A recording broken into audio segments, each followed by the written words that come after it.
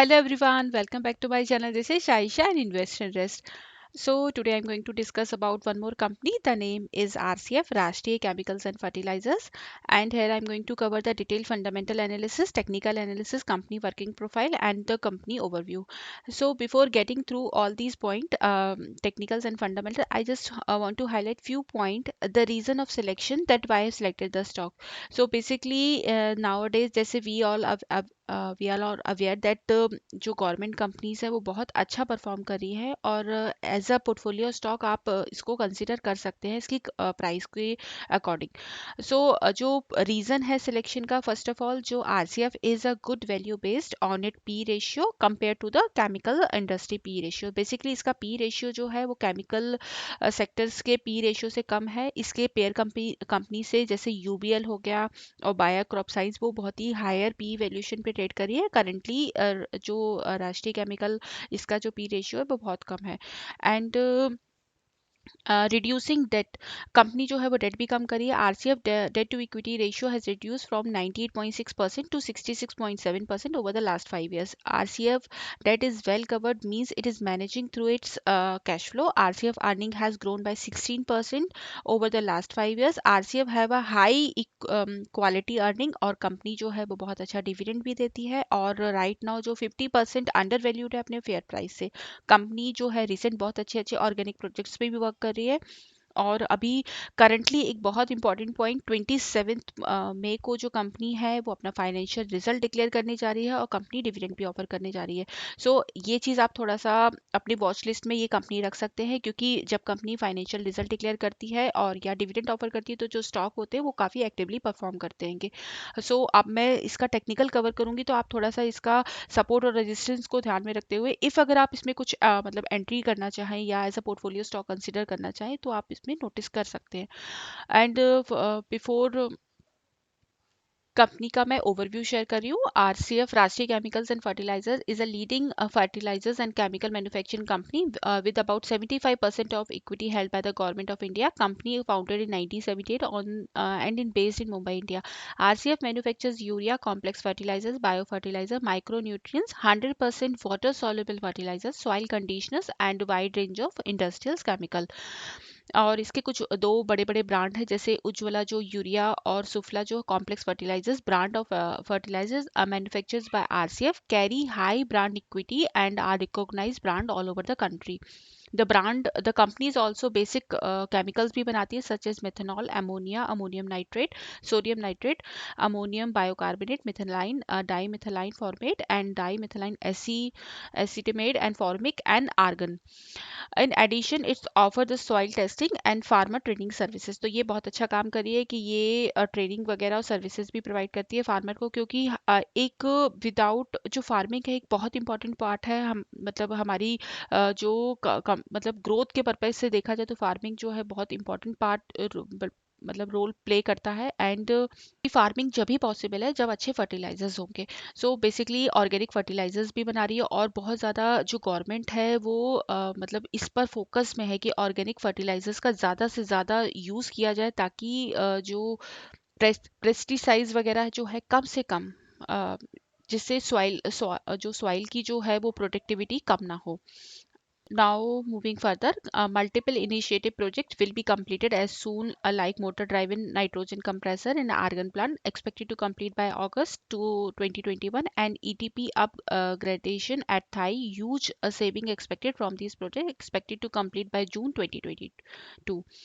Latest मैंने अभी आपके साथ न्यूज़ शेयर की थी। यहाँ पर एक न्यूज़ और है 4 मई को कि इसकी रेटिंग जो है वो इंडिया रेटिंग रिसर्च ने अपग्रेड की है। नेगेटिव रेटिंग थी और अब स्टेबल रेटिंग कर दिया गया है इसको। और 7 मई को कंपनी जो है वो अभी 27 मई को कंपनी जो है वो अपने डिविडेंड और रिजल्ट डिक्लेयर करेगी। नंबर ऑफ शेयर होल्डर बहुत अच्छे 2.3 लाख के अराउंड है। मार्केट कैप इज 4,387 करोड़ की है। 1 ईयर में रिटर्न परसेंटेज इज 105.03%। 1 मंथ में रिटर्न परसेंटेज इज 5.85% और बायर डिमांड जो है इसकी बहुत अच्छी है, that is good. Now I am going to share the stock summary.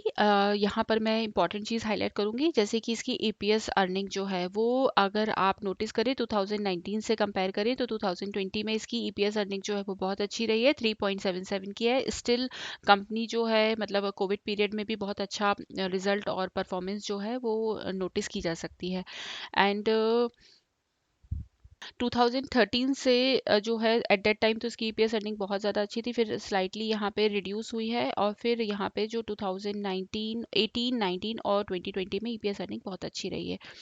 अब मैं यहाँ पर कुछ चीज़ और इम्पॉर्टेंट हाईलाइट करी हूँ, जैसे इसका जो नंबर ऑफ फंड जो है वो पॉजिटिव है, 2.38% के हैं, but the share held by the fund is in negative, 32.01% के हैं। शेयर इनफ्लोट्स 13.79 करोड़ के हैं। एंड कैश फ्लो जो है वो कंपनी के पास यहाँ पे नेगेटिव में 9.60%, 9.60। एंड यहाँ पर इम्पॉर्टेंट पॉइंट मैं हाईलाइट कर रही हूँ, इसकी रेटिंग जो ए है, and price strength is 78, EPS rating is 73, master score is 60, and return equity is only 7% का है। एंड पी रेशियो जो है वो मैंने बोला था, जो जैसे कि आप देख सकते हैं 12 है इसका P ratio. Group rank is 74 out of 197। Further मैं इसका ओनरशिप पैटर्न शेयर कर रही हूँ। लास्ट 4 क्वार्टर से जो प्रमोटर होल्डिंग है कांस्टेंट ही है। म्यूचुअल फंड जो है वो यहाँ पर इंक्रीज हुए हैं, this is a very good sign कि लास्ट दिसंबर क्वार्टर के कंपैरिजन में नाउ राइट नाउ जो है वो 0.08% के हैं।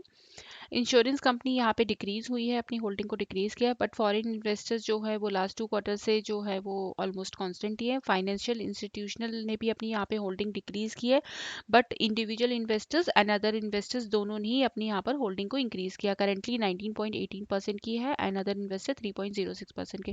टॉप ओनर्स जैसे आप देख सकते हैं, गवर्नमेंट की कंपनी है, president of India 75% and life insurance corporation of India 1.16%।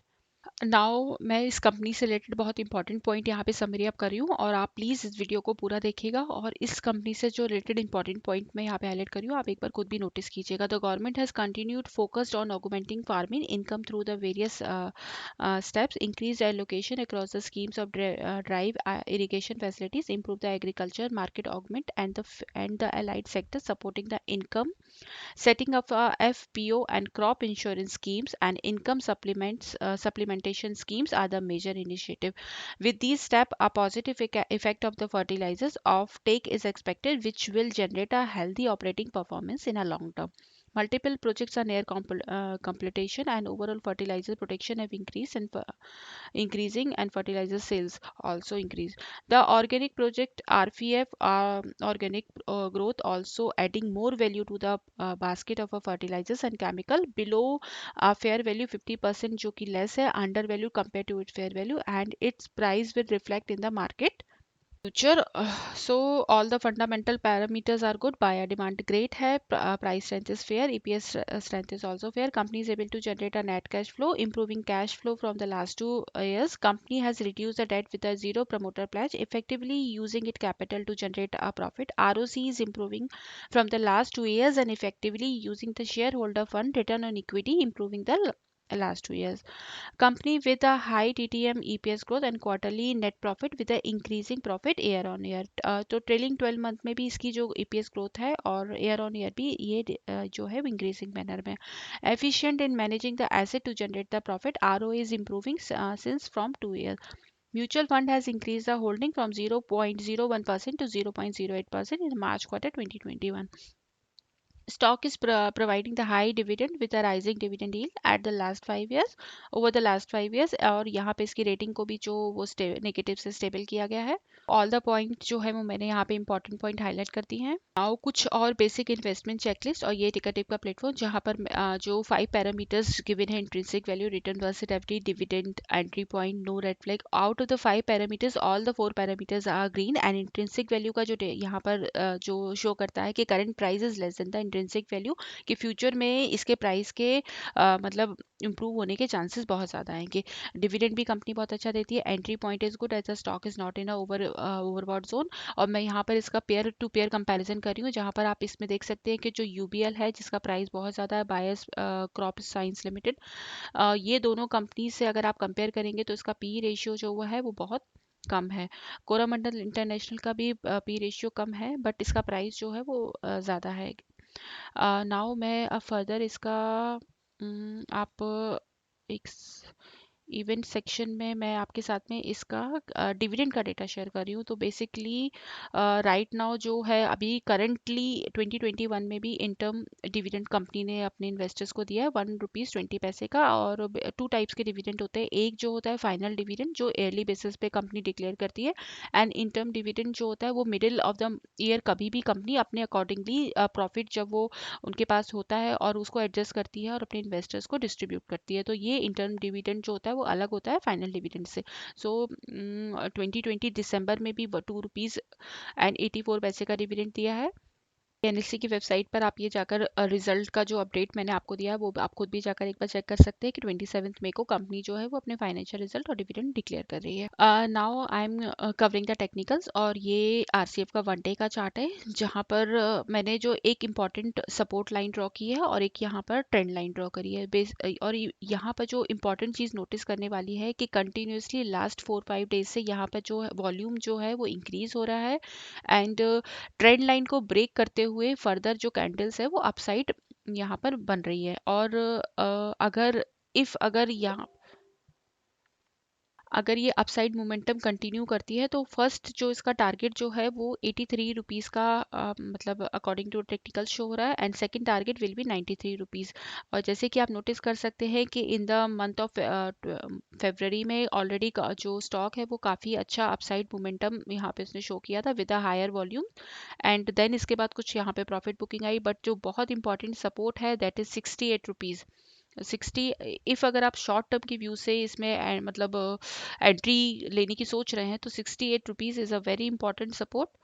₹8 का इसमें स्टॉप लॉस बनता है, एंड अपसाइड जो है वंस अगर ये इसको ब्रेक कर देगा ₹92 को, तो फर्दर ये चांसेस है कि नया अपना ये 100 के अब भी फ्यूचर में मतलब चांसेस है, जिस तरह से कंपनी का मतलब वर्क कर रही है और ऑर्गेनिक में भी बहुत ज़्यादा फोकस्ड है, और गवर्नमेंट भी राइट नाउ तो सारी की सारी गवर्नमेंट कंपनीज अगर आप नोटिस करें तो बहुत अच्छा मतलब जो मतलब रिजल्ट भी बहुत अच्छा परफॉर्म कर रही हैं, सारी की सारी गवर्नमेंट कंपनीज हैं। So as a portfolio stock बहुत ही सेफ है, और जिस तरह से डिविडेंड भी अपने अपने इन्वेस्टर्स को देती है। और यहाँ पे स्टॉकिस्टिक्स आरएसआई भी आप नोटिस कर सकते हैं कि यहाँ पे जो अपसाइड मोमेंटम शो कर रहा है। तो फर्दर अब मैं इसका आपके साथ में 1 वीक का चार्ट भी शेयर कर रही हूँ।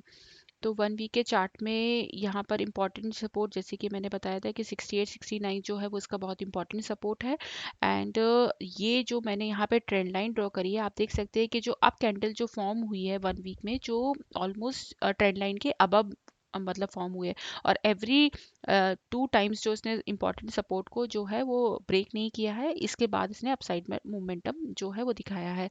सो फर्स्ट टारगेट यहाँ पर और ये सेकंड टारगेट, और 1 वीक में जो स्टॉकिस्टिक्स आरएसआई है वो बहुत ही अच्छा है, और जो शो कर रहा है कि यहाँ से फर्दर अपसाइड मोमेंटम के इसके बहुत चांसेस हैं। एंड लास्ट मतलब लास्ट 1 वीक के कंपैरिजन में मतलब आज का जो डिलीवरी का परसेंटेज का जो वॉल्यूम है वो भी इंक्रीज हुआ है, डिलीवरी काफ़ी ज़्यादा इसमें मतलब उठाई गई है, वॉल्यूम भी इंक्रीज हो रहा है लास्ट 4-5 डेज से।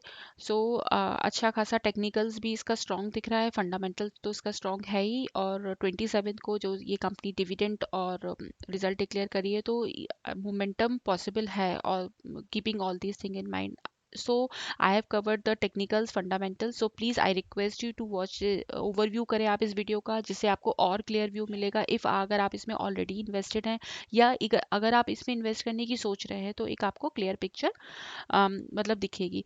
एंड आई रिक्वेस्ट यू, आप किसी भी स्टॉक में अगर इन्वेस्ट करने की सोचते हैं तो do the self analysis also, and one time में अपना कैपिटल किसी भी कंपनी में नहीं लगाना है। एंड आई वन थिंग और मैं आपसे बोलूँगी, please like and subscribe my channel for such kind of more update. और अगर आपका कोई क्वेश्चन है इस कंपनी से रिलेटेड तो आप प्लीज़ कमेंट कीजिए, I will be very happy to answer your questions, and thank you.